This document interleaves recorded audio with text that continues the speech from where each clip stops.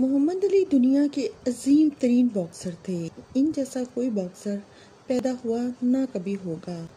انہوں نے جب بھی رنگ میں قدم رکھا، حریف کو چاروں شانے چت کرنے کے بعد ہی باہر نکلنے دیا۔ جب انہوں نے اسلام قبول کیا تو باکسنگ رنگ میں بھی کسی کی پرواہ کیے بغیر رب کریم کے سامنے سر چکا دیتے تھے۔ پہلے نماز کا فرض ادا کرتے محمد علی باکسر نماز کی ادائیگی کے بعد ہی رنگ میں اترتے تھے۔ وہ دیر تک اس دیوار کو چومتے رہتے جس دیوار پر رب کریم یا حضرت محمد صلی اللہ علیہ وآلہ وسلم کا نام مبارک لکھا ہوتا۔ ایسی دیواروں کے سامنے سے جھک کر گزرتے تھے۔ انہوں نے لونی علی کو 1986 میں اپنے شریک حیات چنا۔ اسلام قبول کرنے کے بعد ان کے بچے بھی پکے مسلمان ہیں، اسلامی تعلیمات پر عمل پیرا ہیں۔ بچوں میں لیلا علی سب سے بڑی ہیں، اس کے بعد اسد امین، مریم علی، ہنا علی، رشیدہ علی، جمیلہ علی، مایا علی، حلیمہ علی اور محمد علی جونیئر سب سے چھوٹے ہیں۔ محمد علی کے دل میں بچپن سے ہی کچھ کرنے کی امنگ تھی، کچھ نیا کرنے کی۔ وہ سر اٹھا کر جینا چاہتے تھے۔ امریکہ میں سیاہ فاموں کے لیے سر اٹھا کر جینا قدرے ناممکن تھا، تاہم ان کے وہم و گمان میں بھی نہ تھا کہ ایک دن وہ عظیم ترین باکسر بن جائیں گے۔ باکسنگ بھی ان کا ذریعہ معاش ہوگی۔ دوسرے سیاہ فاموں کی طرح وہ بھی کسی اچھے بزنس کی تلاش میں تھے، اس لیے 12 برس کی عمر میں یعنی 1954 میں وہ سیاہ فاموں کو برگر، سموسے اور پان کارنر کا بزنس سکھانے کے لیے لوس ویل میں بلائے گئے۔ ایک اجلاس میں شریک ہوئے۔ سرخ اور سفید رنگ کی پسندیدہ بائیک باہر کھڑی کر کے خود اندر چلے گئے۔ واپسی پر بائیک کو غائب پایا، کوئی چور لے اڑا تھا۔ قریبی موجود کولمبیا جم کے مالک جو مارٹن نے انہیں پولیس سے رجوع کرنے کا مشورہ دیا۔ خود اپنی نوشت میں محمد علی لکھتے ہیں کہ میں بائیک کی تلاش میں ہر جگہ دوڑ رہا تھا لیکن وہ نہیں ملی، لیکن کہیں دور کسی رنگ میں ہونے والے باکسنگ میچ کی آوازیں ضرور سنائی دے رہی تھیں۔ دم دم گھونسے پڑ رہے تھے۔ میں باکسنگ رنگ کی جانب لپکا۔ یہ آوازیں میرے دل کو اس قدر بھائیں کہ میں بائیک کو بھول گیا۔ مارٹن نے اس کا کندھا تھپتھپاتے ہوئے کہا، کوئی بات نہیں، یہاں تو روز ہی باکسنگ کا میلہ لگتا ہے۔ آج سوموار سے جمعے تک 6 سے 8 بجے تک متعدد باکسر یہیں ہوتے ہیں۔ اگر آپ بھی باکسنگ کھیلنا چاہتے ہیں تو یہ رہا فارم۔ انہوں نے داخلہ فارم ہاتھ میں تھماتے ہوئے کہا۔ ایک مرتبہ رنگ میں داخل ہونے کے بعد محمد علی عالمی چیمپئن بن کر ہی رنگ سے باہر نکلے۔ پہلی بار وہ ایک بڑے باکسر سے مقابلے کے لیے رنگ میں اترے۔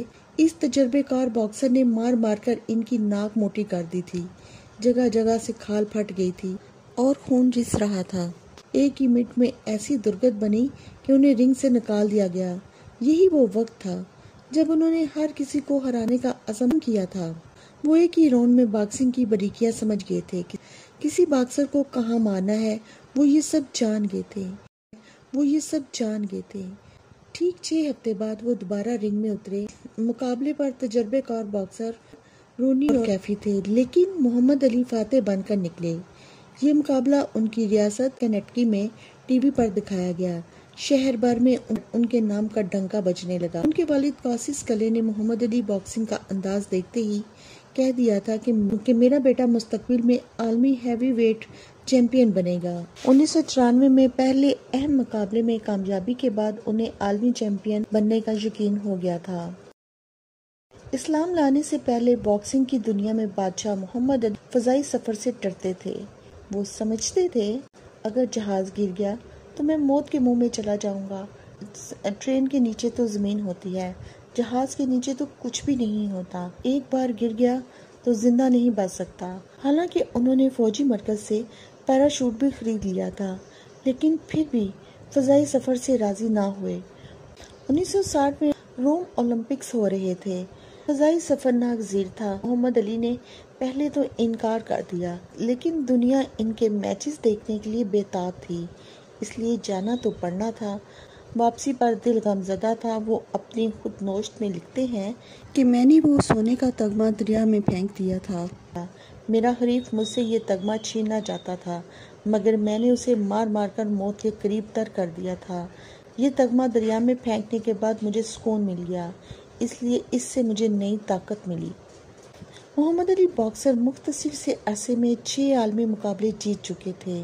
لاس ویگاس میں 7واں مقابلے میں شرکت کے موقع پر جارجس ویگنر سے ملاقات ہوئی۔ یہ ملاقات انتہائی حیرت ناک ماحول میں ہوئی۔ جارج نے رنگ میں اعلان کیا تھا کہ اگر محمد علی مجھے ہرا دے تو میں رنگ میں گھٹنوں کے بل چلوں گا اور ٹنٹ کروا لوں گا۔ مجھے ہرانا ناممکن ہے، میں ہی دنیا کا سب سے بڑا فائٹر ہوں۔ باکسر محمد علی بھی ان سے ملنا چاہتے تھے۔ دونوں کی یہ ملاقات زبردست رہی۔ باکسر محمد علی کو یہ واقعہ دیر تک یاد رہا۔ اس نے ونر کو توقع سے پہلے ہی 4 شانے چت کر دیے۔ فروری 1962 تک کئی اہم عالمی مقابلوں میں کامیابی کے جھنڈے گاڑنے کے بعد اس کا ڈنکا بجتا رہا۔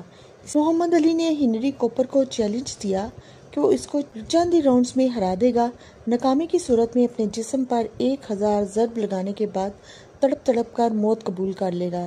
چیلنج قبول کرنے کے بعد جب میچ شروع ہوا تو ہنری نے دائیں ہاتھ کا گونسا کھینچ مارا۔ محمد علی فرش پر گر گیا، کھال پھٹ گئی اور کانوں کی گھنٹیاں بجنے لگیں، لیکن اس کا ٹرینر سب جانتا تھا۔ اس نے امپائر سے کہا کہ محمد علی کے گلوز پھٹ چکے ہیں، انہیں بدلا جائے۔ نئے گلوز کی تلاش شروع کی گئی۔